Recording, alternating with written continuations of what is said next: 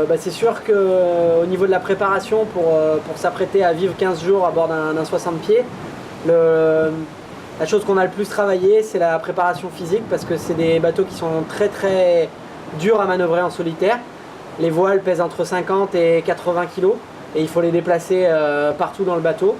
Et puis toutes les manœuvres sont extrêmement engageantes, donc on a beaucoup travaillé sur cet aspect-là de la préparation physique pour se sentir à l'aise avec le bateau et avec les charges qui sont imposées par la puissance du bateau.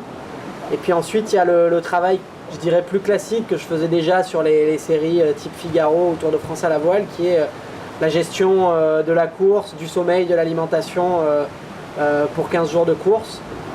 Donc là, sur l'alimentation, on travaille avec des plats qui sont des plats cuisinés, pas lyophilisés, mais des plats au bain-marie, qui permettent d'avoir une alimentation relativement équilibrée. Et puis aussi des petits plaisirs, des biscuits, des fruits, des légumes, de manière à garder un menu en fait qui se rapproche le plus possible de ce qu'on fait à terre. Et puis sur le dernier aspect qui est le sommeil, on a tendance à pas vraiment en fait se préparer. On s'entraîne quand on est en navigation à l'entraînement évidemment, mais on retrouve jamais les conditions de course. Il faut vraiment attendre d'être en course et donc avoir fait des milles en course et se connaître en course pour savoir comment gérer son sommeil. Et grosso modo, sur une course type route du Rhum, on va dormir toujours par tranche de 20 à 40 minutes, de préférence la nuit si on peut, puisque c'est le moment où le sommeil est le plus récupérateur.